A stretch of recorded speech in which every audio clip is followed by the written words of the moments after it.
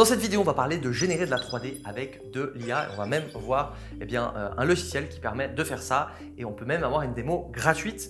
Et justement, aujourd'hui, on a pas mal d'IA qui sont très doués pour le texte, pour faire des belles images. Maintenant, ça commence de plus en plus avec la vidéo, mais quand il s'agit de la 3D, c'est beaucoup plus compliqué.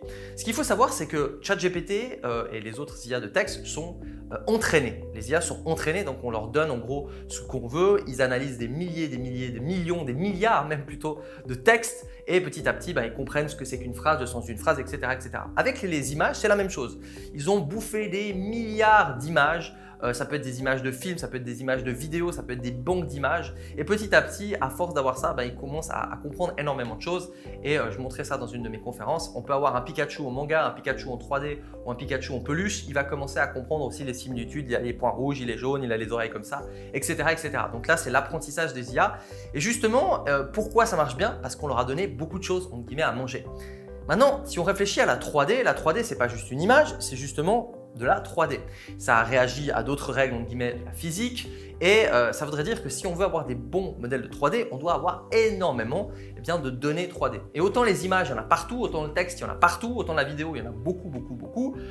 Autant la 3D, c'est plus compliqué. Alors, typiquement, aujourd'hui, on a déjà la possibilité de faire de la 3D, mais avec des caméras. Donc, par exemple, je ne sais pas si vous avez déjà vu, il y a différentes applications. On prend le téléphone et puis on tourne autour d'un objet et en fait, avec plusieurs images et avec le mouvement aussi, avec différentes choses, avec le mouvement de la caméra, avec plusieurs images, il y a une technologie, ça s'appelle NERF. Et bien, ça permet comme ça de générer, on va dire, des scènes 3D. Mais en fait, c'est des scènes 3D qui ne sont pas vraiment créées par de l'intelligence artificielle, mais c'est plus filmé. Donc, vous voyez la différence? Et aujourd'hui, le challenge, c'est de se dire, OK, comment on peut faire du texte tout 3D? C'est relativement compliqué et probablement que, vu la vitesse, ça va arriver un jour. Mais un autre challenge, c'est de se dire, tiens, on peut utiliser des images, partir d'une image, avec cette image, essayer de deviner un petit peu la 3D. Parce qu'aujourd'hui, on le voit, une IA peut comprendre ce que c'est sur l'écran. Elle peut comprendre finalement que devant, il y a un lapin, donc derrière, il y a un écran. Donc entre lapin, un écran, un fond, un lac, j'en sais rien, entre les deux, il y a un arbre. Elle peut commencer à déduire des choses et on peut, avec différentes, et je ne vais pas rentrer dans les détails techniques, mais avec différentes IA, commencer à créer des sortes de mouvements.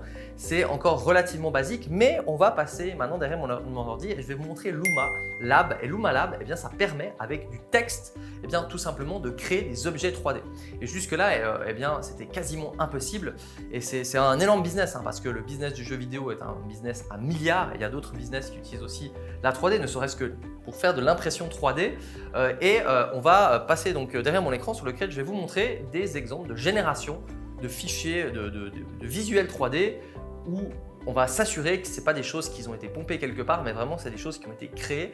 Et vous allez voir que ça marche plutôt bien. Bienvenue sur Luma Lab. Donc déjà la petite animation, je trouve qu'elle claque pas mal. Et on a deux possibilités. Imagine, donc texte tout 3D, généré avec du texte de la 3D ou capture. Donc là, alors on va déjà aller regarder rapidement capture. Donc on va pouvoir capturer des scènes, regardez, qui vont transformer en fait en 3D. Ils vont faire des milliers de petits points. Et avec ça, après, on va pouvoir se promener dans la scène et on peut faire des trucs assez sympas avec ça. Et il y a une application Apple pour faire ça, tout simplement. Je vais tester, il y a déjà un petit moment assez cool. Et on regarde ici, avec le nombre de points, voilà, comment il peut petit à petit, quand on tourne autour de quelque chose, créer un objet. Après, on peut retravailler tout ça. Le but de cette vidéo, peut-être que, dites-moi en commentaire si ça vous intéresse. Je pourrais faire une vidéo sur le sujet un peu plus détaillé. Mais là, moi, ce que je vais vous parler, c'est Imagine. Alors, Imagine, vous allez voir, c'est relativement bluffant.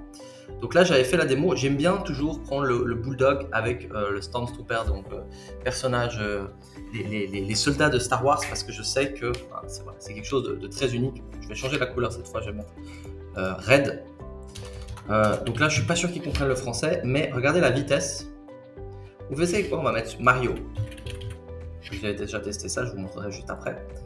Donc là, je parle et en moins de 10 secondes, environ 10-15 secondes, il me crée donc 4 objets 3D, des objets qu'on va pouvoir télécharger, qu'on va pouvoir potentiellement après imprimer, qu'on va pouvoir intégrer dans des décors, dans des jeux vidéo.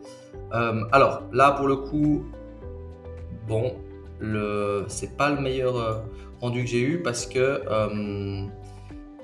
ça fait pas super chien. Alors on va retester ça. Red bulldog dog, je vais mettre in Mario. On va juste voir si le fait de faire ça. Alors pour le moment, on voit au niveau des prompts et tout ça, c'est relativement basique, mais c'est déjà très bluffant qu'ils soient capables de faire de la 3D comme ça.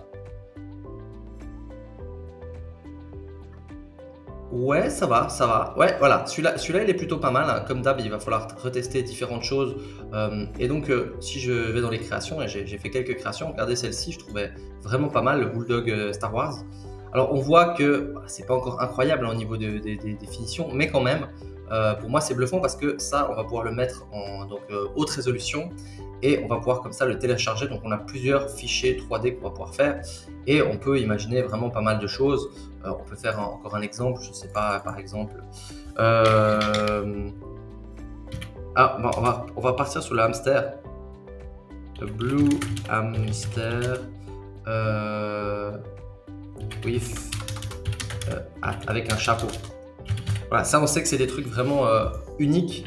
Et comme vous l'avez compris, il faut de temps en temps réactualiser. Je l'avais testé aussi sur un autre profil avec une personne de mon équipe. Franchement, c'est pas mal hein, pour de la 3D. Après, évidemment, ça va se raffiner, mais je trouve que vraiment, on a déjà un résultat assez intéressant. Et évidemment, si vous n'êtes pas dans le monde de la 3D, pour intégrer ça quelque part, ça sera peut-être moins fun pour vous. Mais quand vous êtes développeur de jeu ou même il y a plein d'autres petits usages qu'on peut faire avec la 3D, même par rapport à des sites internet, par rapport à des animations, eh bien, je trouve que le résultat est franchement plutôt pas mal. Et donc, du coup, voilà, vous pouvez aller vous amuser avec ça, lumalab.ai, et puis créer différentes choses. Et puis pour ceux qui savent aller plus loin, ceux qui ont des imprimantes 3D, je ne suis pas expert là-dedans, je ne sais pas exactement quel format il faut prendre. Après, de toute façon, on peut faire des conversions de divers formats. Voilà, dites-moi ce que vous en pensez en commentaire et pour avoir d'autres vidéos des dernières IA les plus performantes du marché, différents tests et comment les utiliser dans votre business au quotidien, n'hésitez pas à vous abonner. Si vous voulez aussi le guide des meilleures intelligences artificielles à utiliser dans votre quotidien, ce guide a été mis à jour sur 2024, le lien est dans la description et on se retrouve tout bientôt.